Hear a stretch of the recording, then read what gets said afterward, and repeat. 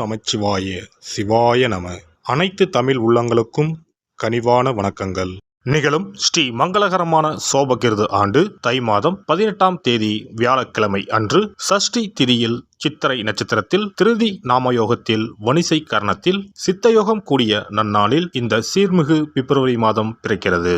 பிறக்கப் போகும் இம்மாதம் உங்கள் வாழ்வில் வளமும் நலமும் செல்வ செழிப்பும் பெற்று புதிய வாய்ப்புகள் புதிய வெற்றிகளுடன் மங்களகரமாக அமைய எல்லாம் வல்ல இறைவனை உளமாற வேண்டி விரும்பி கேட்டுக்கொள்கிறேன். இம்மாத கிரக நிலைகளை பார்க்கும் போது மேசத்தில் குரு பகவான் சஞ்சாரம் செய்கின்றார். சனி பகவான் கும்பராசியில் பயணம் செய்கிறார். ராசிக்கு 6ஆம் இடத்தில் கேது பகவானும் 12ஆம் வீட்டில் ராகு பகவானும் பயணம் செய்கின்றனர். சுக்கிரன் புதன் செவ்வாய் ராசிக்கு 9ஆம் இடத்தில் சஞ்சாரம் செய்கின்றனர். ஜனவரி 15ஆம் தேதி சூரிய பகவான் மகர ராசிக்கு மாறியதை தொடர்ந்து பிப்ரவரி 1ஆம் தேதி புதன் பகவானும் பிப்ரவரி 5ஆம் தேதி செவ்வாய் பகவானும் மகர ராசிக்கு பெயர்ச்சியாக உள்ளனர். இதனால் பிப்ரவரி மாதத்தின் தொடக்கத்திலேயே 3 கிரகங்களின் சேர்க்கை நடக்க உள்ளது. மகர ராசியில் சூரியனுடன் புதன் இணைவதால் புதாதித்ய யோகமும் சூரியனுடன் செவ்வாய் இணைவதால் ஆதித்ய மங்கள ராஜயோகமும் உருவாகிறது. இந்த கிரக அமைப்பினால் உங்கள் வாழ்வில் ஏற்படக்கூடிய சுபம் மற்றும் அசுப பலன்கள் என்ன என்பதனை விரிவாக காண்போம். இதுவரை ஆபத்தில் சிக்கி சீரழிந்த உங்கள் வாழ்க்கை பயணம் மாறப்போகிறது. இப்படியும் ஒரு வாழ்க்கையா என மனக்கசப்பில் வாழ்ந்து வந்த உங்களுக்கு இனி வசந்தம் வீசப்போகிறது. இனி யமனே உங்கள் எதிரில் வந்தாலும் சிவனின் அருளால் எதிர்த்து நின்று போராடும் பலம் உங்களை வந்து சேரும். உங்கள் பிறப்பு ஒரு சாபக்கேடு அல்ல, அது சரித்திரம் படைக்கும். கும்பராசி அன்பர்களே, இம்மாதம் முழுவதும் சனி மற்றும் ராகு பகவானால் பல நன்மைகள் உண்டாக உள்ளன. உறவினர்கள் வருகையால் வீட்டில் மகிழ்ச்சியான சூழ்நிலை காணப்படும். முன்னேற்றத்திற்கான வழிவகைகள் பிறக்கும். புதிய ஆடை ஆபரணங்கள் வாங்கும் யோகம் உண்டாகும். பிரிந்திருந்த கணவன் மனைவி ஒன்று சேர்வீர்கள். சிலருக்கு குழந்தை பாக்கியம் கிடைக்கும். மாத பிற்பகுதியில் சிலருக்கு புது வீடு வாகனம் வாங்கும் யோகம் உண்டாகும். நவீன ரக மின்சார மின்னணு சாதனங்கள் வாங்குவீர்கள். பிள்ளைகள் வழியில் பெருமைப்படத்தக்க செய்திகளை கேட்பீர்கள். திருமண முயற்சிகள் சாதகமாக முடியும். மகளுக்கு நல்ல இடத்தில் வரன் அமையும். ஆனால் குடும்பத்தில் அவ்வப்போது சிறு சிறு சங்கடங்கள் ஏற்படக்கூடும். மாத பிற்பகுதியில் உறவினர்களால் குடும்பத்தில் பிரச்சனைகள் ஏற்படக்கூடும் என்பதால் உறவினர்களிடம் பேசும்போது பொறுமையை கடைபிடிக்கவும். குடும்ப விஷயங்களில் அவர்களின் தலையீட்டை அனுமதிக்க வேண்டாம். வாகனத்தில் செல்லும் போது கவனமாக இருக்கவும். நண்பர்கள் மூலம் முன்னேற்றத்திற்கான வாய்ப்புகள் ஏற்படக்கூடும். அலுவலகத்தில் வேலை சுமை அதிகரிக்கும். சிலருக்கு பதவி மாற்றமும் இடமாற்றமும் ஏற்படக்கூடும். அலுவலகத்தில் உயர் அதிகாரிகளிடம் பேசும்போது பொறுமையை கடைபிடிக்கவும். சக ஊழியர்களிடமும் போதுமான ஒத்துழைப்பை எதிர்பார்க்க முடியாது. தொழில் மற்றும் வியாபாரத்தில் லாபம் எதிர்பார்த்ததை விட குறைவாகவே கிடைக்கும். மறைமுக எதிரிகளால் பிரச்சனைகள் ஏற்படக்கூடும். வியாபாரத்தில் புதிய முயற்சிகள் எதுவும் வேண்டாம். மாத பிற்பகுதியில் ஓரளவுக்கு நன்மைகளை எதிர்பார்க்கலாம். கலைத்துறையை சேர்ந்த அன்பர்களுக்கு எதிர்பார்த்தபடியே புதிய ஒப்பந்தங்கள் கையெழுத்தாகும்.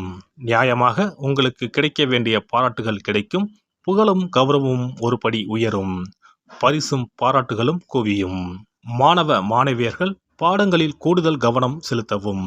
கஷ்டப்பட்டு படித்தால்தான் பாடங்களில் நல்ல மதிப்பெண்கள் பெற்று ஆசிரியர்களின் பாராட்டுகளை பெற முடியும்.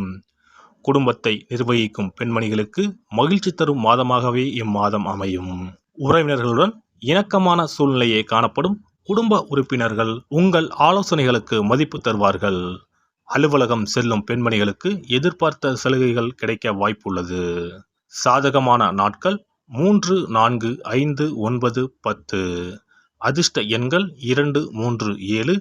வழிபட வேண்டிய தெய்வம் தட்சிணாமூர்த்தி விநாயகர். பரிகாரம்: விநாயகருக்கு வெள்ளிக்கிழமைகளில் தேங்காய் எண்ணெயில் தீபம் ஏற்றி அருகம்புல்லால் அர்ச்சனை செய்வதும், வியாழக்கிழமைகளில் தட்சிணாமூர்த்திக்கு மஞ்சள் மலர் கொண்டு அர்ச்சித்து வழிபடுவதும் நன்மை தரும். சிறப்பு பரிகாரம் மற்றும் ஆலய தரிசனம். புத்திர பாக்கியம் என்பது திருமணமாகி பல ஆண்டுகள் ஆகியும் புத்திர பாக்கியமே ஏற்படாத நிலை. புத்திர தோஷம் என்பது ஒவ்வொரு லக்கணத்திற்கும் வேறுபடும். பொதுவாக எந்த லக்கணமாக இருந்தாலும் 5ஆம் இடம்தான் புத்திரஸ்தானத்தை குறிக்கும். எனவே அந்த 5ஆம் இடத்தை முக்கியமாக பார்க்க வேண்டும்.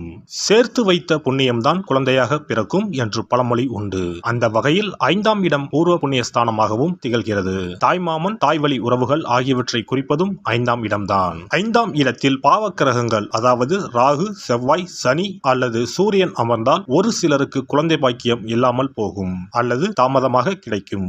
ஒருவேளை 5ஆம் இடத்தில் உள்ள பாவக்கிரகங்களை சுப கிரகங்கள் பார்த்தால் குழந்தை பாக்கியம் கிடைக்கும் என்பது நம்பிக்கை. இனி புத்திர பாக்கியம் பெறுவதற்கான ஆலய வழிபாடுகளை பார்ப்போம். செவ்வாய் பகவானின் அம்சமாக கருதப்படும் முருகப்பெருமான் வழிபாட்டை தவறாமல் செய்பவர்களுக்கு நிச்சயமாக புத்திர பாக்கியம் கிடைக்கும். குரு பகவான் வீற்றிருக்கும் தலங்கள் அனைத்தும் சிறப்பு வாய்ந்தவைதான். ஆலங்குடி குருஸ்தலம், திட்டை குருஸ்தலம் சிறப்பான பலன்களை கொடுக்கும் ஆலயங்களாகும். அது மட்டுமல்லாமல் சிதம்பரம் அருகே இருக்கக்கூடிய ஓமாம்புலியூர் துயர்தீர்த்தநாதர் ஆலயமும் குரு பகவானின் ஸ்தலமாகும். இந்த ஆலயங்களுக்கு சென்று தரிசித்து வருவதன் மூலம் புத்திர பாக்கியம் நிச்சயமாக கிடைக்கும் என்பதை உறுதியாகவே சொல்லிக் கொள்கிறேன். மேலும் வைத்தீஸ்வரன் கோவில் அனைத்து விதமான நோய்களையும் தீர்க்கும் ஆலயம்.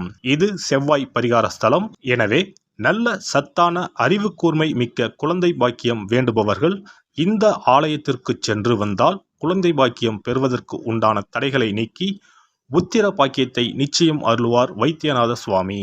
மேலும் கருவின் உருவாக இருக்கும் கருமாரியம்மன் ஆலயங்கள் அனைத்தும் புத்திர பாக்கியம் நல்கும் ஆலயங்களே. சமயபுரம் மாரியம்மன், திருவேற்காடு கருமாரியம்மன் போன்ற ஆலயங்கள் அனைத்தும் சிறப்பு வாய்ந்தவையே. அதேபோல் திருச்சிக்கு அருகில் உள்ள திருப்பட்டூர் பிரம்மா ஆலயம் பிறவி பயனை அனுபவிக்க செய்யும் ஸ்தலம். திருப்பட்டூர் பிரம்மாவிடம் வேண்டுதல் வைக்க குழந்தை பாக்கியம் கிடைக்கும். திருச்செங்கோடு அர்த்தநாரீஸ்வரர் ஆலயம் புத்திர பாக்கியத்தை அருளும் முக்கிய ஸ்தலம். குருவாயூர் கிருஷ்ணர் ஆலயமும் ஸ்ரீரங்கம் ரங்கநாதர் ஆலயமும் குழந்தை பாக்கியத்திற்கு வழிகாட்டக்கூடிய வழி கிடைக்கக்கூடிய அற்புத திருத்தலங்கள். இந்த ஆலயங்களில் துலாபாரம் என்னும் வேண்டுதல் வைத்து வந்தால் குழந்தை பாக்கியம் உடனே கிடைக்கும். குழந்தை பேறு பெற்ற லட்சக்கணக்கான பேர் இங்கு வந்து நேர்த்தி கடன் செலுத்துவதை தினந்தோறும் காணலாம். அதேபோல் அத்தி மரத்தை நட்டு வளர்த்து வருவதும் அத்தி மரத்தை பேணி காப்பதும் குழந்தை பாக்கியத்தை தரும்.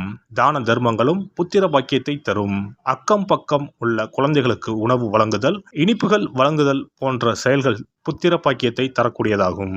துர்க்கை வழிபாடும் முருகப்பெருமான் வழிபாடும் சிறந்த பரிகார முறைகள். அதிகாலை நேரத்தில் அரச மரத்தை 48 முறை சுற்றி வருவதன் மூலமும் குழந்தை பாக்கியம் நிச்சயம் உண்டாகும். எறும்பு புற்றுக்கு வெல்லம் பொட்டுக்கடலை கலந்து தருவதால் 1000 பேருக்கு அன்னதானம் செய்த பலன் வந்து சேரும். கர்ப்பிணிகளுக்கு அவர்கள் விரும்புவதை வாங்கி கொடுத்து அவர்களை மகிழ்ச்சிப்படுத்துவதன் மூலம் அவர்களுடைய ஆசீர்வாதம் கிடைக்க பெற்று குழந்தை பாக்கியம் கிடைக்கும் என்பது உண்மை. புத்திர தோஷம் உள்ளவர்கள் முதியோர் காப்பகங்களில் உள்ள முதியோருக்கு உணவு உடை வழங்கி அவர்களின் ஆசியை பெற்றால் புத்திர பாக்கியம் கிடைக்கும். மேற்கண்ட ஆலய பரிகாரங்களை முறையாக செய்து நம்பிக்கையோடு வணங்கி வந்தால் குழந்தை பாக்கியம் நிச்சயம் கிடைக்கும். எல்லாம் வல்ல இறையருளால் நீங்களும் உங்கள் அன்பு குடும்பமும் உடல் நலம், நீலாயுள், நிறை செல்வம், உயர் புகழ், மெய்ஞானம் ஓங்கி வாழ்க வளமுடன். இந்த வீடியோ பதிவு உங்களுக்கு பிடித்திருந்தால் லைக் பண்ணுங்க, கமெண்ட் பண்ணுங்க, ஷேர் பண்ணுங்க, மறக்காம சப்ஸ்கிரைப் பண்ணுங்க, பக்கத்துல இருக்கிற பெல் பட்டனை கிளிக் பண்ணுங்க. நன்றி, வணக்கம். ஓம் நமச்சிவாய, சிவாய நம.